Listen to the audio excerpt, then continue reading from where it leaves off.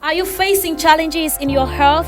Then Dr. Suleiman Clinic and Labs is here to provide you with the lasting solutions to your health problems. Dr. Suleiman Clinic and Labs is specialized and offers consulting in psychiatry, internal medicine, cardiology, urology, dermatology, gynecology, infectious diseases, and infertility. At Dr. Suleiman Clinic and Labs, we offer 3D/4D scan at just 5,000 francs, emergency ambulance, free ultrasound scan, and free medical consultations. Our staff is composed of well-trained doctors with good laboratory and best equipment. We are located in 2 cities, Boya at Mile 18 Bolifamba, and in Douala, we are located at Entre Pilot. You can reach us through the telephone number 694-940-172. Your health is at the right place with Dr. Suleiman. Today we're going to talk about something that is very interesting, and it's a problem for a lot of people out there, especially families. We will be talking about drug abuse and addiction. So that's, it's a very important thing, and most of the families, not only in Cameroon, but also everywhere else, are subject to this issue. At one point of their life, one member of their family. So if we start, please, with the video, we'll show you one of my patients that have came in acute intoxication, and then we'll discuss at length what happened and how did we deal with it. What do you see? Yeah. What do you see? What do you see? Come on, why are you fighting me? Calm down. Calm down. What do you see? If we don't flush them, then we'll have to strain them. He has to take the medication. This is all intoxication. Yeah. This is intoxication with what substance, we don't know. Most likely it's crack. Calm down, boy. Calm down. Calm down. Calm down. Calm down. Did you really feel that? Yeah.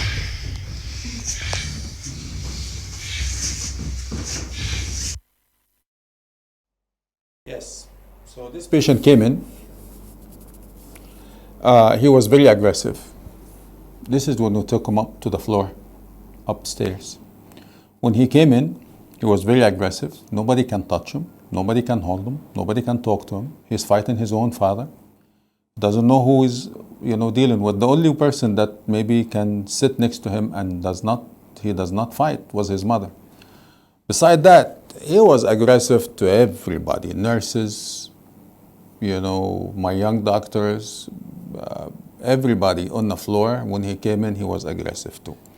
As you see, he came in, the family is, low socioeconomic class, meaning they are farmers. They are nothing to, they are from the lowest socioeconomic class. So when the son turned into using something like that, it's a disaster, because as you see, the whole family is there. So that's the financial strains, emotional strains, a lot of stress, that this boy put his family into because of what he's taking. Now, with substance abuse, we call substance abuse because you are not taking it as you're supposed to, like prescribed by a doctor or something, but you're abusing the substance. This substance could be anything, starting from alcohol to heroin to cocaine. They have different names. We have LCD. We have a lot of things out there, even those designer drugs like, ecstasy or whatever. So there is a lot of them, a lot of products out there. But when this boy came, the first thing we do is to look in his eyes.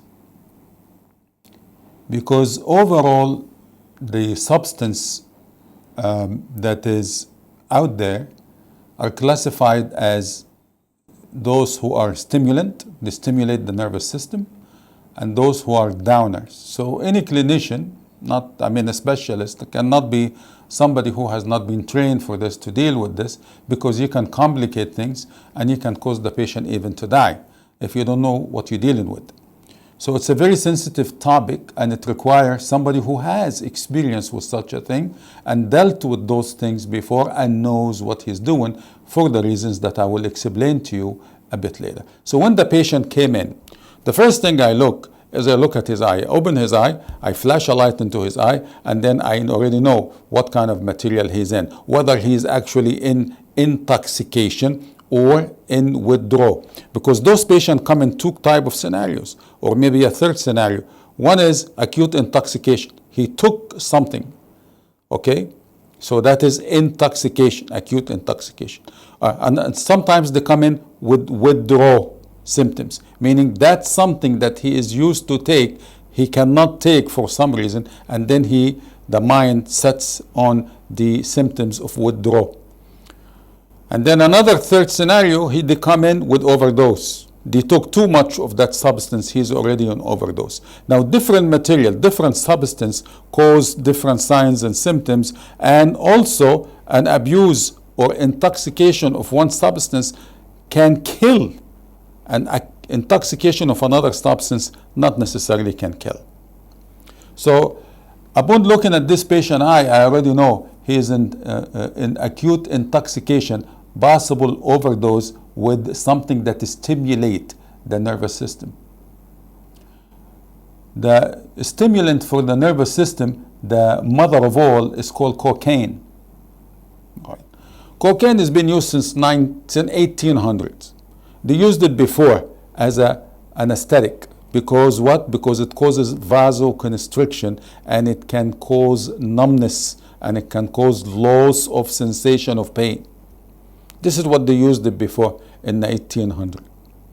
Now, over the years, they found out that this substance actually, when you take it, when you inhale it, because they sniff it by the nose, or they can make it, turn it into a solid material by adding specific chemicals, and that now they burn it and they call it crack. They find out when you take this substance, it causes euphoria. It causes you being happy, sensation of being happy. And also, like you can do everything. So grandiosity. And, you are number one. You're on the top of the world. You can do anything you want. That is grandiosity. It causes euphoria, severe euphoria, for the reason that we will discuss later, for the pathophysiology and the biomolecular basis. When you take cocaine, what happened exactly in your body when you took cocaine? This is what we will discuss.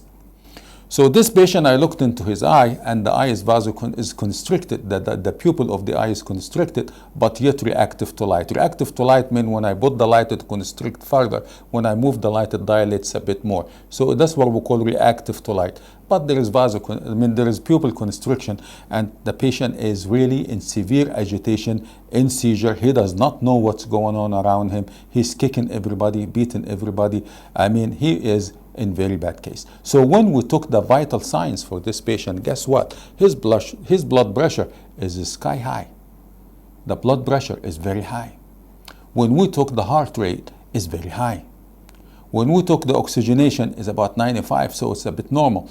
But we have a concern. I already know the minute I looked into this patient eye that he is on CNS stimulant. Could be amphetamine, could be cocaine, could be any of those substances that causes stimulation of the nervous system. So in this case, I know most likely we are dealing with crack. And now let me tell you about the crack here, or the cocaine here in Cameroon. It is not like the cocaine in the United States. That's for sure. The cocaine in the United States is original, is pure. The ones that is here is laced with chemical, probably Chinese version of it, laced with chemicals and toxic material that we do not know where it's coming from, that can cause permanent brain damage. So because cheap, for very small money, you can get crack. You cannot touch crack for less than $20 in the United States. And that is about what, 10,000, all right? So here, You get crack for 500 francs. I don't know what kind of crack is that. So definitely is not pure cocaine. Definitely is a synthetic. Synthetic means they have made it in the basement somewhere, in the bushes somewhere, something to stimulate the central nervous system. So, but overall, anything that stimulates the central nervous system will manifest the same, which is the pupil will be constricted in case of acute intoxication. But this guy didn't just come with acute intoxication. This guy came in with overdose. Overdose meaning he has taken a lot of it. So that's a case that is very much emergency. That's a case that is very much emergency. As you can see, he has the same manifestation or even worse upon admission. When we took him to the floor, he still manifested the same. Now I have to keep in mind that this is something that has to be handled by somebody who knows drugs intoxication. Because what? Because this patient can die at any moment, and we're going to tell you why. One of the things that cocaine causes is something called vasoconstriction. Vasoconstriction meaning it makes the vessels, the blood vessels, especially the artery, constrict, meaning narrow down, very narrow. Among those arteries, we have the coronary arteries that feeds the heart. The heart also gets arteries that feeds them with blood to be able to work. So if I constrict all the arterial blood, the arterial vessels, the arteries, if I constrict the arteries, and among the arteries I also constrict the coronary arteries, we get two things going. First of all, if I constrict all the arteries, that's what will that do to the blood pressure? The blood pressure will definitely be high. Because instead of a vessel that diameter, I constrict it to be, half size, half diameter, the blood pressure will rise. And that is exactly what the patient presented with. What else can happen? Well, when I constrict the coronary arteries that give blood to the heart will have ischemia. The heart will have ischemia, and that can lead to myocardial infarction, MI, cardiac arrest, a dead spot in the heart, myocardial infarction, MI. So that is two things that can put this patient at very bad crisis. Two things, which number one is the very high increase in blood pressure. Also, the heart rate can go up because the cocaine can cause arrhythmia. And then third, the heart can now go into ischemia.